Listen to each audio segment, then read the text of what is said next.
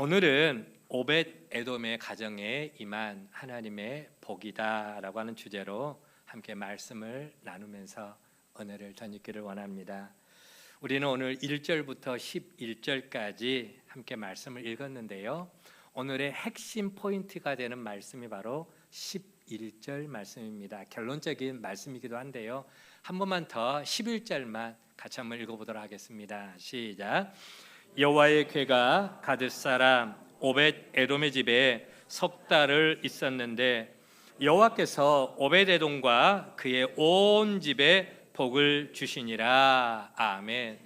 여러분, 오늘 말씀에 나오는 주인공이 누굽니까? 오벳 에돔입니다.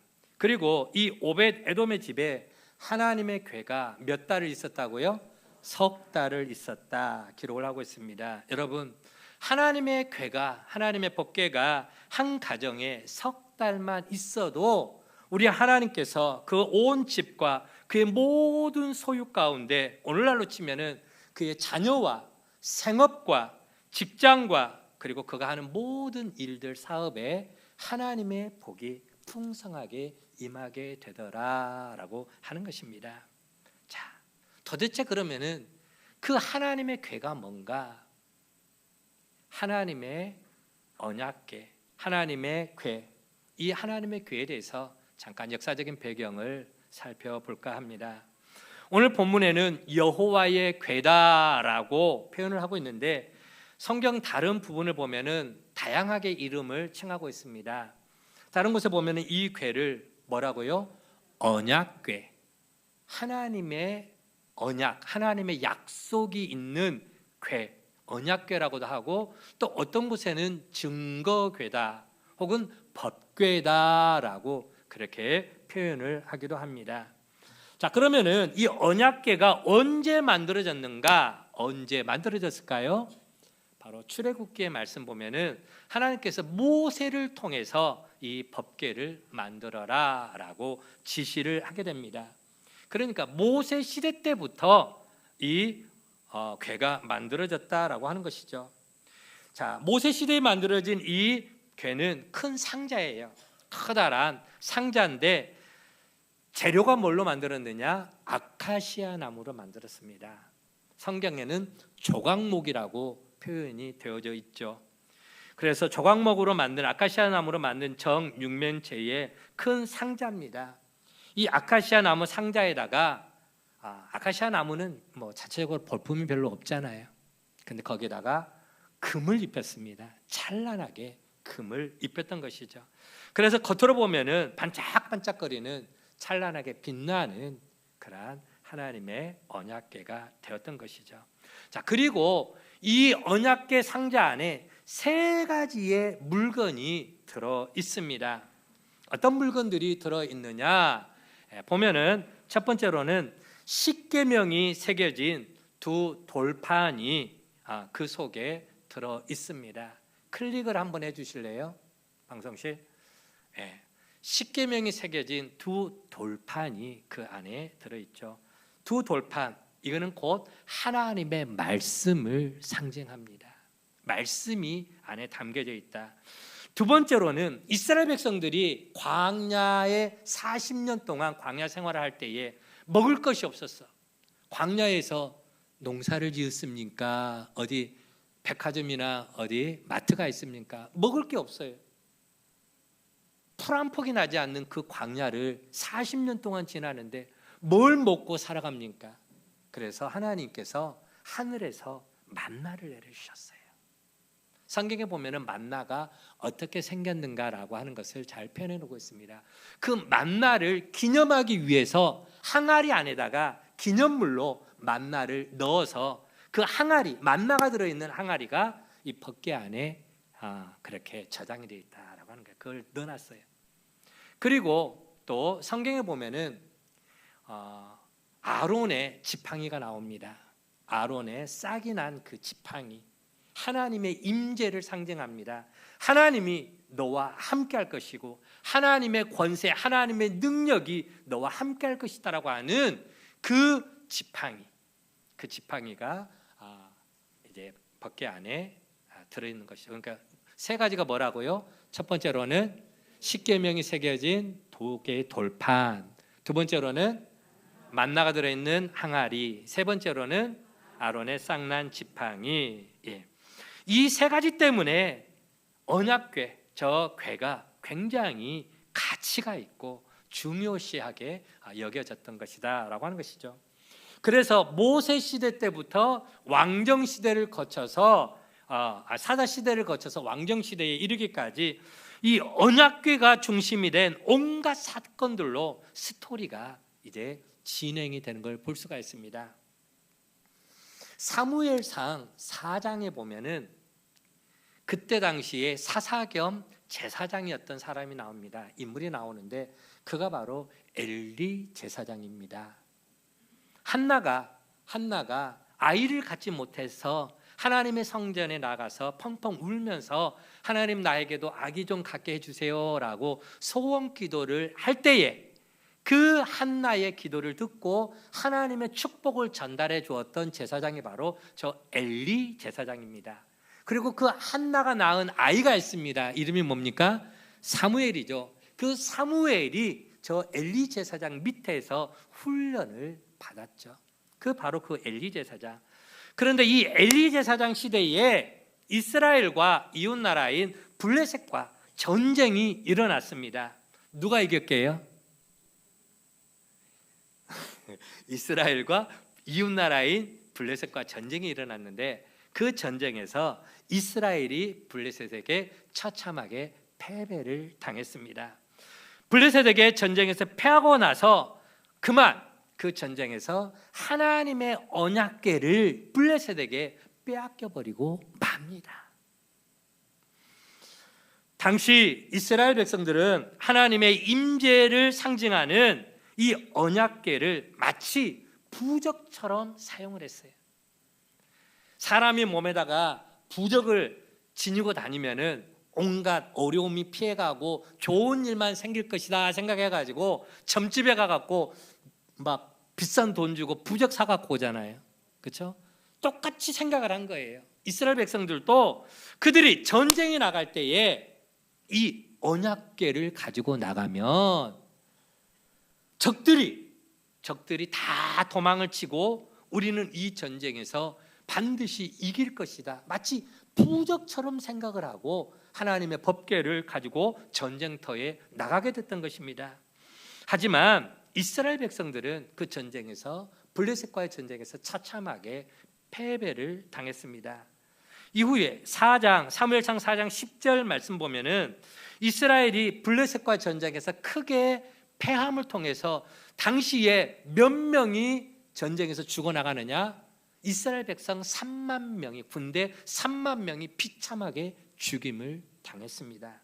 그리고 하나님의 법궤는 빼앗겨 버렸고 심지어 엘리 제사장의 두 아들 홈니와 비누아스가 그 전쟁에 나가서 둘 다 또 죽임을 당했습니다.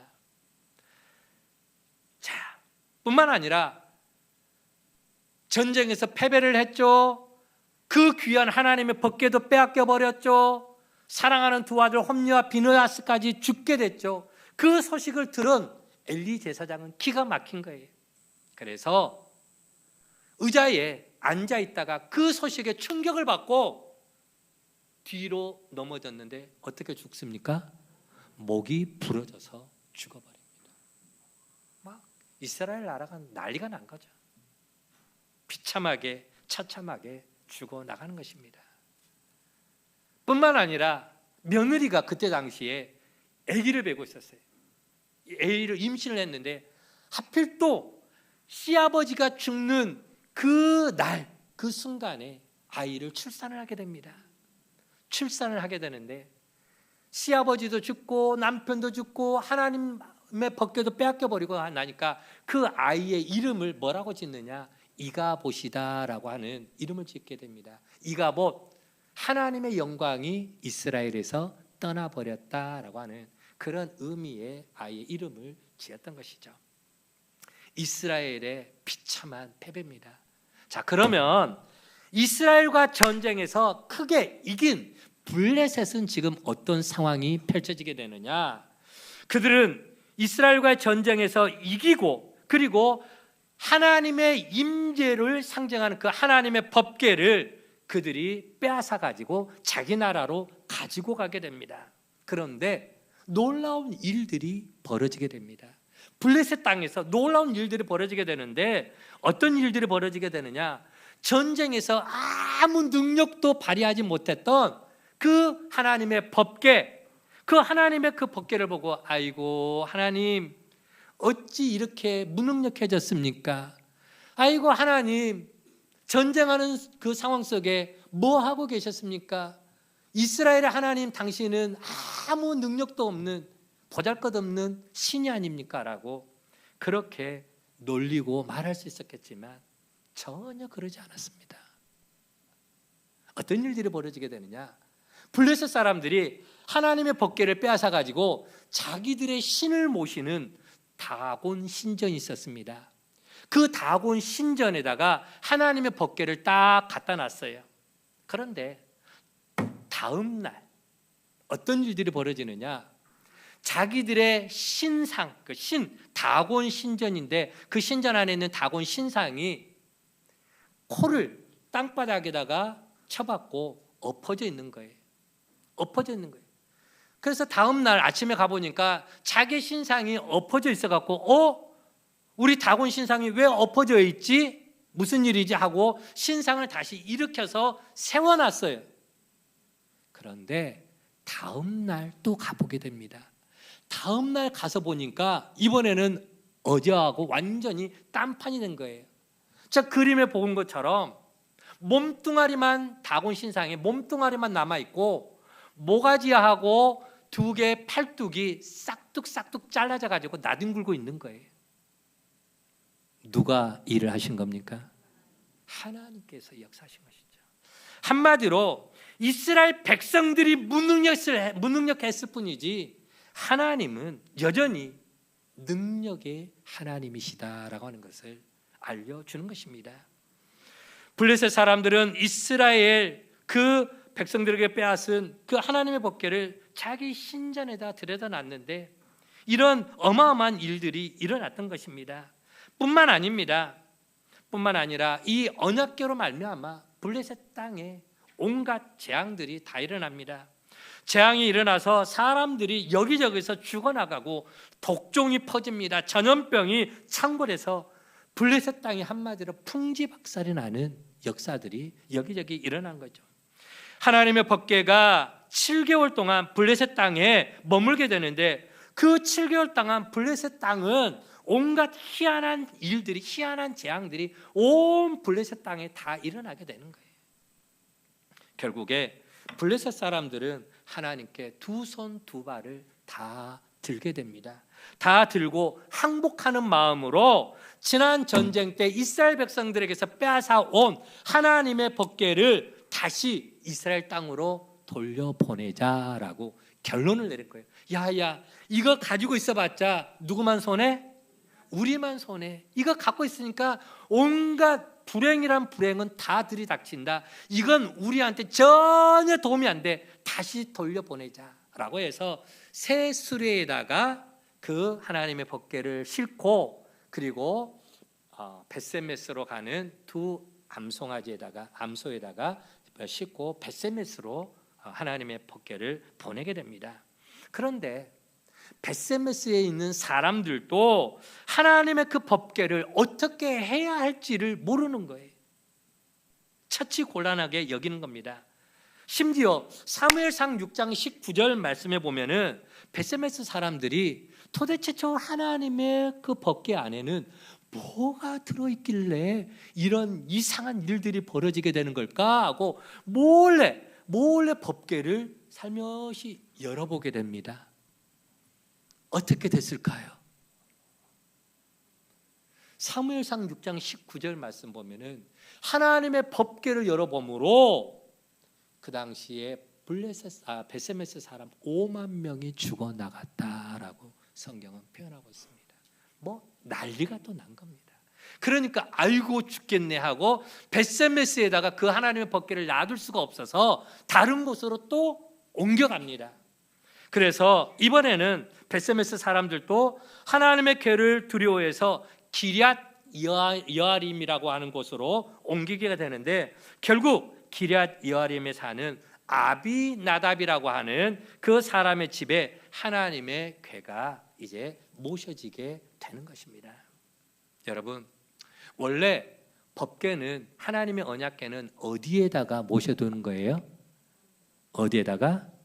성막, 출애굽기 보면은 성전이라고 할 수 있죠. 성막에다가, 그것도 지성소 안에, 대제사장들만 들어갈 수 있는 지성소 안에다가 딱 안장을 해야 되는 것입니다. 그런데 이 사사시대와 초기 왕정시대에는 영적으로 암흑기의 시대였습니다. 영적으로 하나님에 대해서 제대로 알지를 못한 영적 암흑의 시대였죠. 영적으로 아무것도 모르는 난장판의 시대였습니다. 그런 연유로 하나님의 법궤가 아비나답 저 시골 골짜기에 어느 한 시골 노인의 집에 하나님의 법궤가 20년 동안이나 방치가 되어 있었다라고 하는 것입니다. 자, 그리고 이제는 사사시대가 끝나고 엘리 제사장의 시대가 끝나고 이제 이스라엘의 초대 왕이 세워지게 됩니다. 그 초대 왕이 누구였습니까? 사울 왕이었죠. 왕정 시대가 펼쳐지게 된 겁니다. 하지만 사울은 하나님의 법궤에 대해서는 아무런 관심이 없었습니다. 그저 자기의 권력에만 눈이 멀어서 어떻게 하면 저 다윗을 잡아 죽일까 늘 호시탐탐 다윗을 죽이려고만 신경을 썼지, 하나님의 언약궤, 하나님의 법궤에는 전혀 관심이 없었던 것이죠. 자신은 화려한 왕궁에 있으면서도 하나님의 법궤는 저 시골 변방 아비나답의 그 집에 방치되었는데도 아무런 대책을 내놓지를 못했던 것입니다. 결국 하나님은 그런 사울 왕을 패해버리고 맙니다. 사울의 뒤를 이어서 두 번째로 다윗이 이스라엘의 왕으로 등극하게 됩니다. 자, 그런데 다윗은요, 왕이 되자마자 첫 번째로 한 일이 뭡니까? 그건 곧 언약궤, 곧 하나님께 관심을 둡니다. 그리고 이런 생각을 합니다.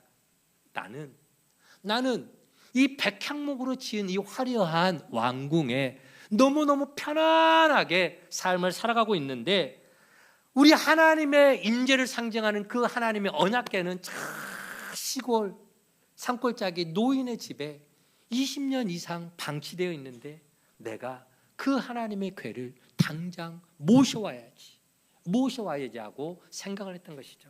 그래서 그 언약궤를 다윗성으로 운반해 오는 작업을 착수를 하게 됩니다. 그래서 오늘 1절 말씀 보니까 군인 몇 명을 선택을 합니까? 군인 3만 명을 선택을 하는 것이죠. 여러분, 이것만 봐도 다윗이 우리 하나님을 향한 마음이 어느 정도였는가라고 하는 것을 우리는 짐작을 해볼 수가 있습니다.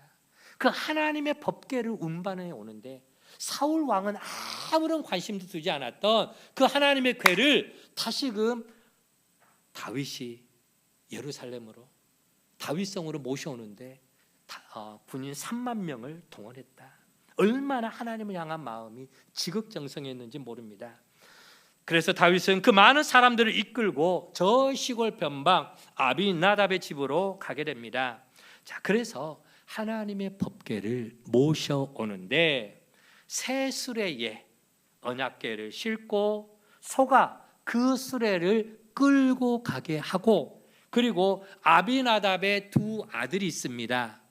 아효와 우사라고 하는 두 아들들이 그 소를 끌고 이제 언약궤를 운반을 하게 됩니다. 그래서 예루살렘 성 곧 다윗성을 향해서 가고 있는데 갑자기 소가 발작을 일으킵니다. 발작을 일으키면서 무 하면서 막 갑자기 발작을 일으키니까 수레가 어떻게 돼요? 덜컹덜컹 하는 거예요. 덜컹덜컹 하니까 수레 싣고 가던 언약궤가 끼우뚱하고 엎어지려고 그래. 자, 그러면은 만약에 수레 곁에 있었던 여러분들이라면 어떻게 할래요? 언약궤가 엎어지도록 놔둬요? 어떻게? 안 돼 하고 이렇게 붙잡을 거 아니에요. 잡아야지. 엎어지면 안 되잖아. 그러면 그 안에 있던 건 다 쏟아질 거 아니에요. 그래서 아비나답의 아들인 우사가 안 돼! 하고 딱 붙잡았단 말이에요. 법궤를 붙잡았는데 그만 어떤 일이 벌어집니까? 우사가 그 자리에서 즉사를 해버리고 맙니다. 이 갑작스럽게 벌어진 상황 앞에 다윗은 깜짝 놀랍니다.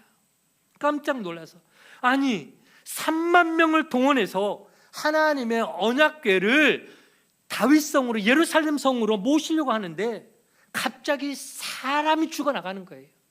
갑자기 사람이 죽게 되는 불상사가 발생되자 다윗은 스톱, 모든 일들을 잠시 중단을 시킵니다. 그리고 깊이 고민하게 됩니다.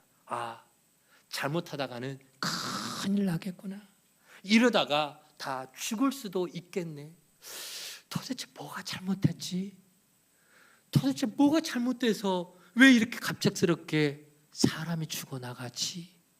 고민이 됐던 거예요. 자, 이제 그 황량한 벌판에 하나님의 언약궤가 스톱, 가지도 못하고 오지도 못하고 멈춰있는 그 상황이 펼쳐지게 됩니다. 자, 그런데 바로 그때 짜자잔 하고 등장을 하는 인물이 있었습니다. 그게 바로 오벳 에돔이었습니다. 오벳 에돔이라고 하는 사람이 하나님의 언약궤를 레위 사람들을 동원해서, 레위 사람들을 지켜서 어깨에 메고 자기 집으로 모시고 들어가게 된다라고 하는 것이죠. 그리고 몇 달 동안, 석 달 동안 오벳 에돔은 자기 집에서 하나님의 언약궤를 모시게 됩니다. 그랬더니 하나님께서 오벳 에돔의 집을 어떻게 축복하게 되는가? 아까 우리가 읽었던 11절 말씀처럼 하나님께서 오벳 에돔과 그의 온 집에 하나님이 큰 복을 내리셨다라고 그렇게 표현을 하고 있습니다. 같은 내용을 다루는 역대상 13장 14절에도 보면은 하나님께서 오벳 에돔의 집과 그의 모든 소유에 복을 내리셨더라라고 말씀을 하고 있습니다. 그래서 오늘 설교 제목이 오벳 에돔의 가정에 임한 하나님의 복이다라고 정했습니다. 여러분, 하나님의 언약궤를 조금만 잘못 다루거나 혹은 조금 만졌어도, 만지기만 해도 다 죽어나가는 판입니다. 그런데 바로 그 상황 속에서 오벳 에돔은 오히려 자신과 그의 온 집안이 하나님의 복을 받게 되는 놀라운 역사가 일어나게 되는 것입니다. 자, 그러면 두 번째로 오벳 에돔은 도대체 어떤 신앙을 갖고 있었길래, 우리 하나님 앞에 어떤 헌신을 했기에 그 집과 그의 온 소유가, 모든 소유가 그렇게 큰 복을 받을 수가 있었는가? 도대체 비결이 뭐냐라고 하는 거예요. 오벳 에돔은 어떤 신앙을 갖고 있었던 사람인가라고 하는 것이죠. 첫 번째, 오벳 에돔은 하나님 중심의 신앙을 가지고 있었던 사람이었다. 즉 하나님을 온전히 경외하는 사람이었다라고 하는 것입니다. 여러분, 11절 말씀 한 번만 더 읽어보도록 하겠습니다. 11절입니다. 시작. 여호와의 궤가 가드 사람 오벳 에돔의 집에서 석 달을 있었는데 여호와께서 오벳 에돔과 그의 온 집에 복을 주시니라. 오벳 에돔이 모든 분야에 큰 복을 받는 비결은 뭐냐? 바로 하나님의 언약궤를 어디에다가? 자기 집에 모셔드렸다라고 하는 것입니다. 이 말이 무슨 의미가 있을까요? 여러분, 우리 하나님은 무소부재하신 하나님, 즉 아니 계신 곳이 없는 하나님이십니다. 온 우주 만물 가운데 충만하게 임하고 계신 그 하나님인데, 그런데 그 하나님께서 우리 사람을 만나는 장소를 지정해 주셨어요. 하나님께서 우리 인간과의 만남을 위해서 임재, 즉 하나님께서 임하는 장소를 정해 주셨는데 그게 어디냐? 바로 하나님의 법궤가 있는 바로 그 자리에서 하나님은 하나님의 백성, 이스라엘 백성들 혹은 하나님의 사람들과 만나 주셨다라고 하는 거예요. 자, 그래서 구약 시대에 보면은 사람이 하나님을 만나기 위해서 어디로 가야 되느냐? 성전, 그것도 지성소 안으로 들어가야 됩니다. 지성소. 즉, 그 지성소 안에는 뭐가 있다고요? 하나님의 법궤, 언약궤가 있어요. 제사장들이 자기의 순번에 따라서 발목에는 방울을 달고 끈을 매달고 자기 순번에 맞춰서 몸을 정결하게 하고, 그리고 지성소 안에 들어가서, 그래서 그 하나님의 법궤 앞에서 하나님과 만남을 이루게 되는 것입니다.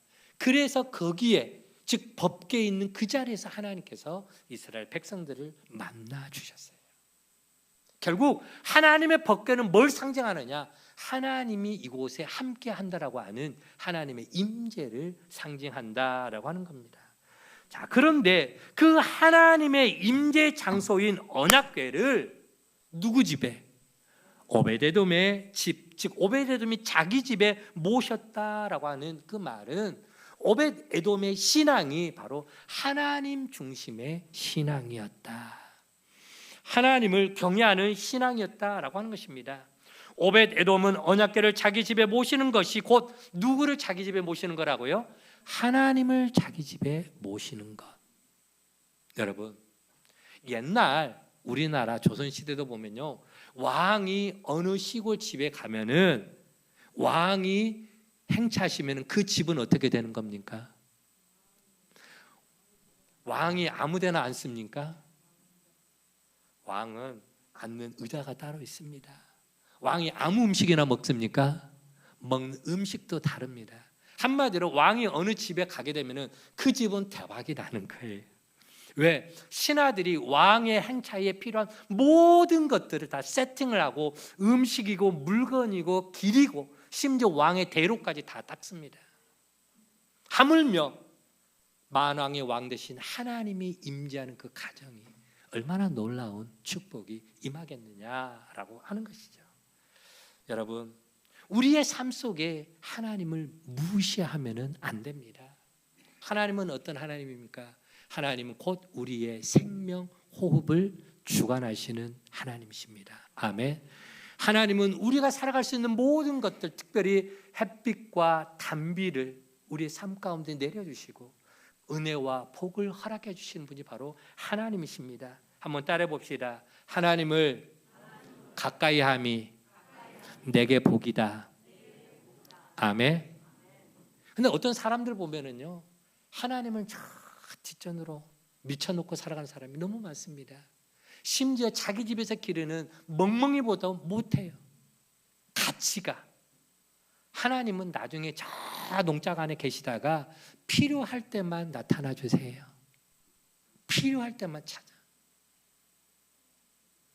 우리 집 1순위는 우리 아이고, 2순위는 자기고, 3순위는 멍멍이고, 4순위는 남편이고, 5순위 저 나중에 필요할 때만 나타나는, 그렇게 살아가는 사람 너무 많아요. 여러분, 하나님을 무시하면 안 돼요. 하나님 없는 인생은 껍데기밖에 없는 인생인 줄 믿으시기 바랍니다. 오베데돔, 그는 하나님을 경외하는 하나님 중심의 신앙의 삶이었다라고 하는 것이죠. 그래서 하나님은 그의 가정에, 그의 온 집안에 복을 아니 내려줄 수가 없는 거예요. 두 번째로 오벳에돔이 그의 집에 언약궤를 모셨다라고 하는 것은 그 언약궤에 뭐가 있었다고요? 3가지가 있었는데 특히 그 가운데에 하나님의 말씀이 새겨진 돌판이 있었습니다. 이는 곧 오벳에돔이 말씀 중심의 사람이었음을 우리는 또 상징적으로 알 수가 있습니다. 오벳에돔은 자기의 집을, 자기의 삶을 하나님의 말씀이 다스리도록 말씀 중심으로 살아가는 인생이었다라고 하는 것을 알 수가 있고요. 그리고 구약시대 모세시대에 아까 말씀드렸던 것처럼 언약궤가 모셔진 장소가 어디였습니까? 하나님의 성막, 성전이죠. 거룩한 장소였습니다. 이 거룩한 장소는 오늘 신약시대로 말하면 교회를 상징합니다. 언약궤를 모셨다라고 하는 것은 곧 이 오벳에돔은 교회 중심의 신앙을 가졌다라고도 말할 수가 있습니다. 여러분, 우리가 인생을 살아가면서 영원히 붙들어야 될 것은 학교 중심, 직장 중심, 군대 중심의 삶이 아닙니다. 그런 것들은 우리가 세상을 살아가는 동안 잠깐 스쳐가는 학교, 영원히 학교 다닙니까? 영원히 직장 다닙니까? 영원히 군대 생활합니까? 아니에요. 그거는 우리가 인생을 살아갈 때 잠깐 스쳐 지나가는 것이고, 우리는 어떤 인생을 살아야 되느냐? 우리가 붙들어야 될 게 뭐냐? 하나님을 붙잡고 살아가야 될 줄로 믿습니다. 하나님의 말씀을 붙잡고 교회 중심으로 신앙생활하는 것, 이것이 바로 하나님이 기뻐하시는 언약궤 중심의 신앙생활인다라는 것을 여러분 믿으시기를 바랍니다. 그랬더니 하나님께서 오벳 에돔의 집을 무엇 주셨다고요? 복을 주시니라. 오벳 에돔은 하나님 중심, 말씀 중심, 교회 중심의 신앙의 삶을 살았던 인물입니다. 두 번째, 오벳 에돔은 또 어떻게 해서 복을 받게 되느냐? 오벳 에돔은요, 남이 하기 싫어한 거, 남이 하지 않으려고 하는 그 일에 자기의 삶을 헌신합니다. 그런 것에 자기가 나서서 팔 걷어 붙이고 제가 하겠습니다, 나를 써 주십시오라고 헌신하는 사람입니다. 오늘 본문을 자세히 보면은 사람들이 언약궤를 잘못 만지면 어떻게 되었습니까? 다 죽어 나갔습니다. 블레셋 사람들도 죽어 나갔습니다. 무관심했던 사울 왕은 패함을 당했습니다. 아비나답의 아들 우사가 언약궤에 잘못 손을 댔다가 그 자리에서 직사를 했습니다. 다들 생각하죠. 저 두려운 언약궤, 우리도 저 언약궤를 잘못 만지면, 잘못 모시면 우리도 목숨이 위태로울 텐데 다들 무서워했어요. 감히 가까이 가지를 않으려고 했습니다. 심지어 다윗 왕까지도 무서워 그 언약궤를 모시는 것을 꺼려 했습니다. 모두가 다 언약궤를 가까이 하기를 싫어했던 것이죠. 다윗 왕도 3만 명을 데리고 가서 언약궤 이동 작전을 펼치다가 사람이 죽어나가고 소가 막 뛰고 난리가 나니까 스톱, 작업을 중단시키고 다 철수를 시켜버립니다. 그런데 바로 그때 제가 하겠습니다, 저희 집에 모시겠습니다, 나선 사람이 바로 오벳 에돔이었다라고 하는 것이죠. 오벳 에돔이 그 언약궤를 자기 집으로 메어 가니라. 아무도 그 언약궤를 메어 가지 않으려고 할 때, 다 떠나갔을 그때에 홀로 분연히 일어나서 하나님의 언약궤를 메고 자기 집으로 모셨던 사람, 그가 누구라고요? 오벳 에돔이었다. 여러분, 어떤 인생이 아름다운 인생입니까? 남들이 다 하려고 하는 그런 것, 쉬운 것, 편한 것, 남들에게 내 이름과 내 얼굴이 알려지는 그런 것에 마음이 가는 것은 별로 그렇게 썩 아름답지가 않습니다. 남들이 안 하려고 하는 것, 남들이 꺼려 하는 것, 남들이 쉽게 나서지 못하는 것, 그것을 내가 하려고 하는 것, 그게 참으로 아름다운 것이고, 하나님은 바로 이런 사람에게 관심을 가져주시고 오벳 에돔의 가정에 임한 풍성한 은혜와 복을 하나님께서 부어주시는 줄 믿으시기를 바랍니다. 오벳 에돔은 잘못하다가 죽을 수도 있는 그 언약궤를 메고 오는 일, 두렵고 힘든 일입니다. 남들이 하기 싫어하는 일이었습니다. 그러나 그 일을 기꺼이 본인이 감당해 나감으로 하나님 앞에 눈도장을 지킴받습니다. 그리고 하나님 앞에 놀라운 은혜와 축복을 받게 된 줄 믿으시기를 바랍니다. 사랑하는 우리 믿음의 가족 여러분, 하나님의 일을 할 때는요, 이런 동역자가 필요합니다. 남들이 하기 싫어하는 거, 남들이 안 하고 싶어 하는 거, 목사님, 저는 다음에 할게요. 자, 장로님도 시키세요. 아무개 열심히 하는 아무개 집사님, 권사님 시키세요. 저는 다음에 시간 있을 때, 여유 있을 때, 돈 생길 때. 이제는 좀 달라졌으면 좋겠어요. 언제까지 어린아이와 같은 대접받고 받아먹고 챙김받고, 언제까지 그런 신앙이 아니라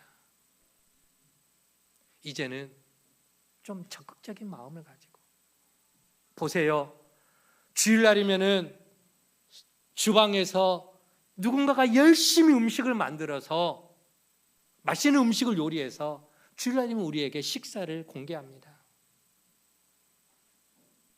목장별로 돌아갑니다. 그런데 누구는 땀을 삐질삐질 흘러가면서 또 손이 얼어서 후 불어가면서 그거 열심히 주방에서 봉사하고 헌신하고 월급 받으면서 하는 겁니까? 그거 한다고 누구한테 칭찬받고 대접받습니까? 아니에요. 오직 예수님의 마음을 가지고 섬기는 직입니다. 그렇게 헌신하고 그렇게 봉사하는데 교회를 10년 다니고 20년 다녀도 손에 물 한 번 만지지 않으려고 하고 벽에 못 한 번 박으려고 하지 않는, 언제까지 그 어린아이와 같은 신앙의 모습. 차량 운전하는 사람도 마찬가지입니다. 봉고차를 교회 차량을 운행할 때도 저분들이 교회 차량 운행하시는 분들이 아침 일찍 나와가지고 시간마다 헌신 봉사하는데 월급 받고 하는 겁니까? 아니에요. 단지 차량을 봉사하겠다고 자원했습니다. 그리고 섬겨주는 거예요. 그런데 왜 내 차 시간을 맞추지 않느냐? 왜 나를 데려다 주지 않느냐? 왜 나한테 함부로 그렇게 하느냐? 온갖 불평과 원망을 쏟아내오면 저런 분들이 섬기고 싶은 마음들이 있겠습니까? 이런 신앙은 어린아이와 같은 유약하고 연약한 신앙입니다. 여러분, 이제는 좀 성숙한 신앙의 자리로 나아가기를 간절히 부탁의 말씀을 드립니다. 오벳 에돔처럼 누구도 하지 않으려고 하는, 누구도 가까이 하지 않으려고 하는, 누구도 자기 집에 모시지 않으려고 하는 바로 그때에 제가 한번 하면 안 될까요? 제가 섬기겠습니다. 기꺼이 헌신하고 기꺼이 나서서 하나님의 거룩한 사역에 동역하는, 이사야 선지자가 하나님의 음성을 듣고 내가 누구를 보내면 누가 나를 위하여서 갈고, 하나님 제가 여기 있습니다. 저를 사용하여 주옵소서. 이사야 말씀처럼 오늘 하나님 앞에 오벳 에돔과 같은 헌신된 주의 종들이 많이 서나가기를 주의 이름으로 간절히 축원을 드립니다. 마지막 세 번째, 오벳 에돔이 어떻게 해서 그렇게 큰 복을 받게 되느냐 한번 따라 봅시다. 하나님의 말씀대로 순종하는 삶. 여러분, 왜 하나님의 언약궤를 붙잡으려고 했던 우사가 그 자리에서 직사를 해버리게 됩니까? 왜 벳세메스 사람들이 언약궤 아내를 궁금해서 쳐다보려다가 왜 그렇게 수많은 사람들이 죽어나갑니까? 왜 블레셋 사람들이 그 엄청난 하나님의 재앙과 심판을 받게 되는 것입니까? 왜요? 다 이유가 있었습니다. 하나님의 말씀대로 행하지 않았더라라고 하는 것이죠. 하나님은 일찍이 모세 시대에 언약궤를 만들게 하시고 그 언약궤는 하나님의 임재를 나타내는 상징인데 이것을 운반할 때는 누구만 운반하도록 정해 놓으셨습니까? 누구만?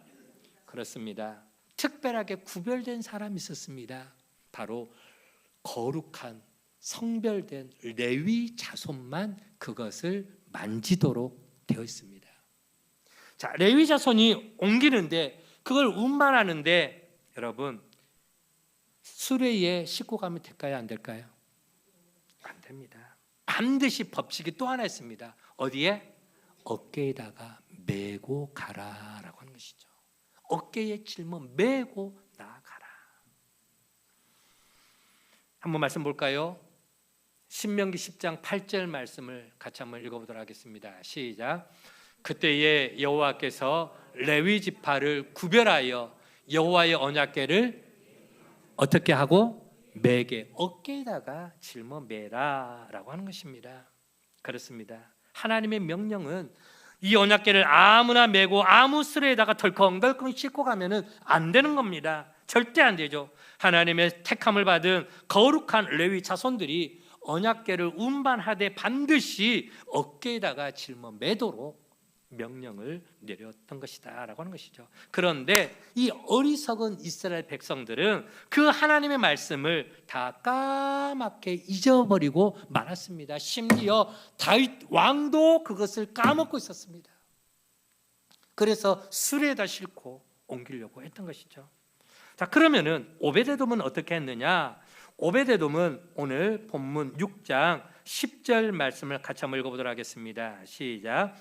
다윗이 여호와의 궤를 옮겨 다윗성 자기에게로 메어가기를 즐거워하지 아니하고 가드 사람 오벳 에돔의 집으로 어떻게 메어 가니라. 아멘. 그렇습니다. 오벳 에돔은 언약궤를 수리에 싣고 갔습니까? 어깨 메고 갔습니까? 메고 갔죠. 앞서 나온 웃사는 어떻게 했습니까? 똑같이 하나님의 언약궤를 옮깁니다. 똑같이 옮기는데 웃사는 수레에다가 언약궤를 싣습니다. 소가 끌고 가게 합니다. 이것은 하나님의 말씀에 위배되는 어긋나는 행위였습니다. 여러분, 오늘 우리들도 하나님을 섬길 때에 내 마음대로 내 기분대로 말씀을 적용해서는 안 됩니다. 왜 2단이 생기는 거냐? 2단, 끝단 짰습니다. 달을 짰습니다. 달은 어디가 다르냐? 끝이 다르다.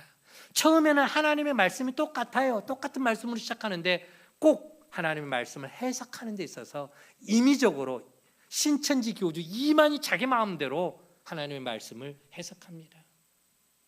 하나님의 교회, 안상호 하나님의 교회도 성경에도 없는 하늘 어머니, 무슨 어머니 하나님? 임의적으로 자기 마음대로 해석을 합니다. 여러분, 우리는 하나님의 말씀을 말씀으로 풀어나가야 될 줄로 믿습니다. 하나님의 말씀을 말씀대로 한번 따라 봅시다. 하나님 말씀대로. 아멘.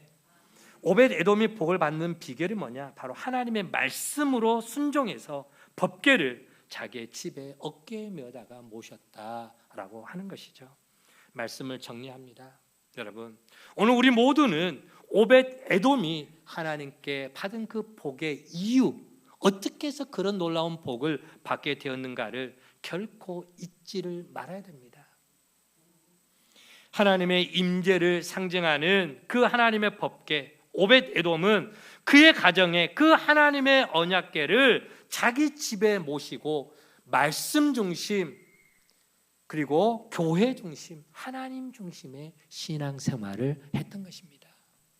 두 번째로는 오벳 에돔은 남들이 하기 싫어하는 일을 기꺼이 자원하는 마음으로, 즐거운 마음으로, 헌신된 마음으로 그가 하나님을 섬겨나갔고요.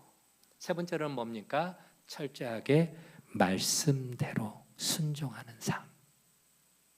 그랬더니 하나님께서 그와 그의 모든 소유물에, 그의 가정에 넘치는 복을 쏟아부어 주셨다라고 하는 것입니다.